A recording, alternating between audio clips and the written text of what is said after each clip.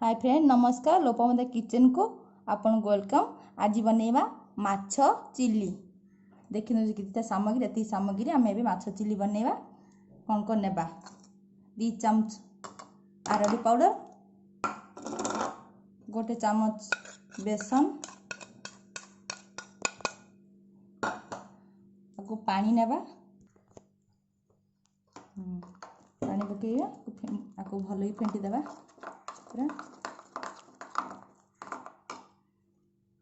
स्वाद अनुसार लुण पकेइबा, लुण पके स्वाद अनुसार।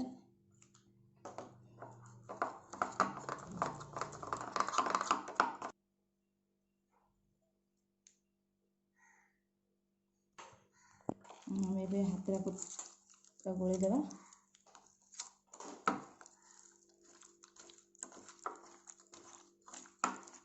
गला पूरा देखिए पूरा मेग्रीमेंट हो गला।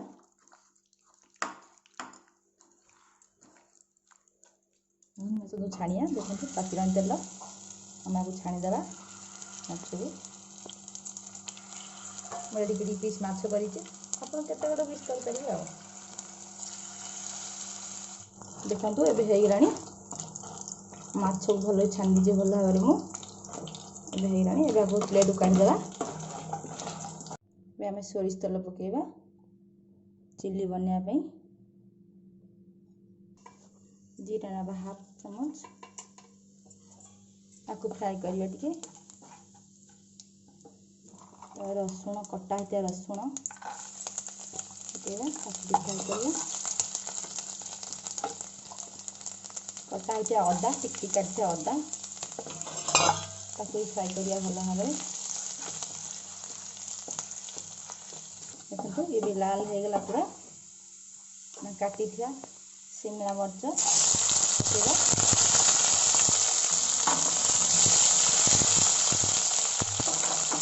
एमती साइज प्याज काटिए जमी काटी देखिए। कटा हुआ प्याज भी पकेगा, ये फ्राए करिया 15 सेकंड फ्राए करिया।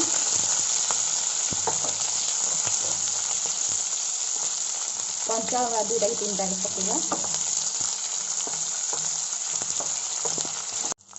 देखो ग्राइंडर कर टमाटर 2 चमच,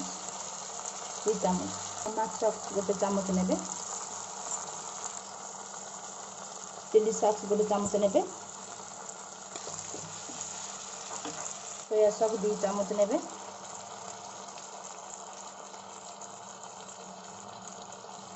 2 चमच सोया सॉस ने,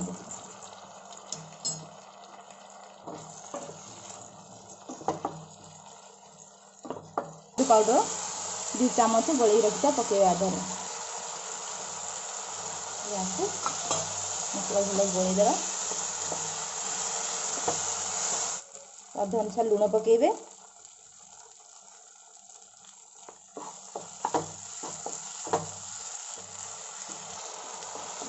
देखो माछ आम छाड़ी थे छाड़ीदेवा।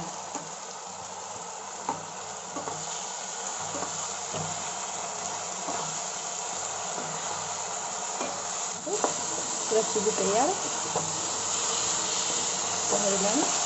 प्लेट काढ़ीदेवा।